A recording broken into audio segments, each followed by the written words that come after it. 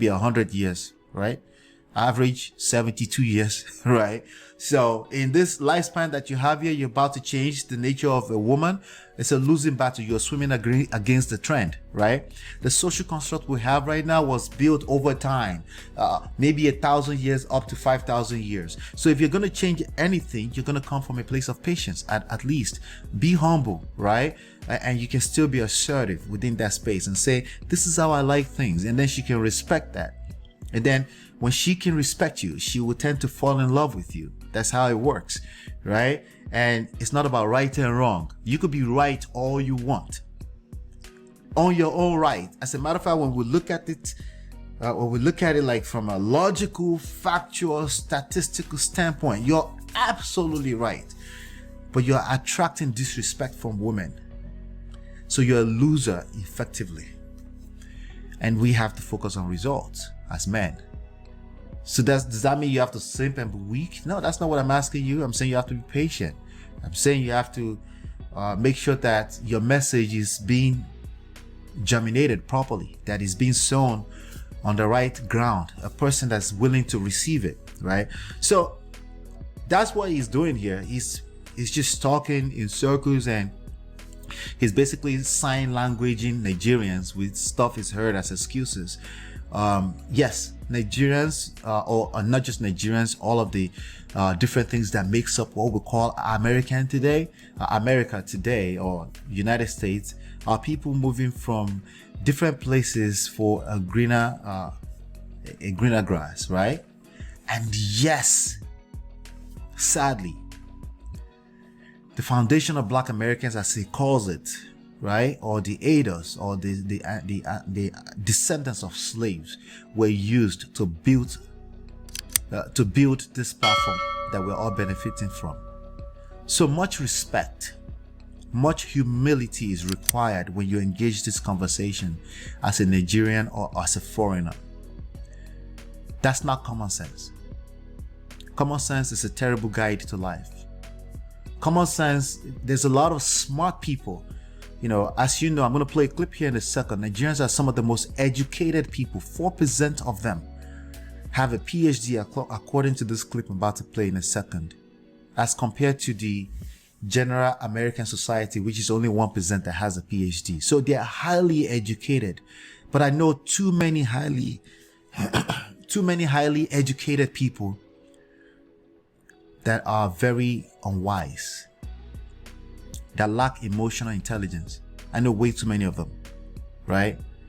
They disconnect when it comes to emotions, right? And then they call it logic. They call it facts, statistics, essentially recorded old data, forgetting that what creates those data is emotions, greed, fear. You and I, the way we behave, our personalities, all of this temperament, anger, right? Emotions is precisely what creates all of the data that you're regurgitating all over the place, right? So, like I said, much humility is required when you're engaging conversations with people that see things from the opposite end or from a different perspective.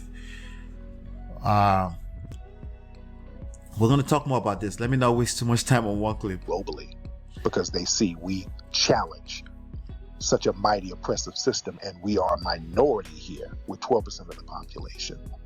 And so now it becomes a competition of the victim Olympics, right? It becomes a competition. Now, like, we're being oppressed here by the US government as well. Well, we're being oppressed by our own leader out there.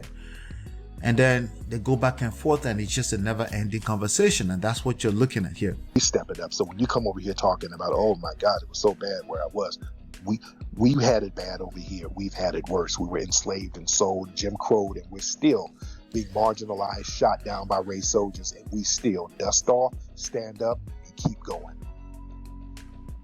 So what are we missing here? What are we missing here?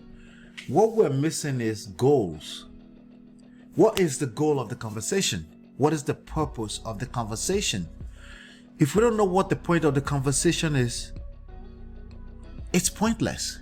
Then we're just, if the goal is to just talk, I see a lot of this conversation around YouTube. Everyone is talking about the different problems, including myself right now. But I'm talking about the bigger problem. Bigger problem is that we don't set a goal when we're about to engage in a conversation. What is the goal on this platform? The goal on this platform is to mentor young men to learn the power dynamics of what we call life and love, right? To learn how to take a L in a short term in order to take a win in the mid to long term, right? To learn game. When I say game, I'm talking about social skills and emotional intelligence, right? To learn how life operates, to learn that life is fair and unfair at the same time, especially for young men. We have a purpose. So I can always reference back to the purpose, even if we're stuck in the middle of an argument, right? So let's go on to the next, let me go here. All right. So how does Nigerians reply to this? Nigerians, we have fun. See, we could be going through the worst of worst situation in life, right? But we can have fun, right? You can make fun of jollof all you want, right? We're just gonna eat jollof, right? You could call me a simp all day. I will basically say, okay. I may even create a new acronym for simp and then own it and then laugh at you and then win over you and then beat you at every single game, right? There's a saying in Nigeria. They say, worry no they carry last. Worry is a city in Nigeria. It's a big city in Nigeria. But they've translated that to Naija no they carry last, meaning we never finish last. Okay? See, a lot of men in this space are just Mr. Nice Guys. They are the good guys. They feel entitled because they are a square. They do everything the right way. They are faithful. You know, they've experienced heartbreak in spite of being faithful, right? They've tried to do the right thing, especially from a quote-unquote logical standpoint. But then a woman still finds a space to break their heart. Now, I am victim shaming potentially, right? But again, do you want to play in the victim Olympics?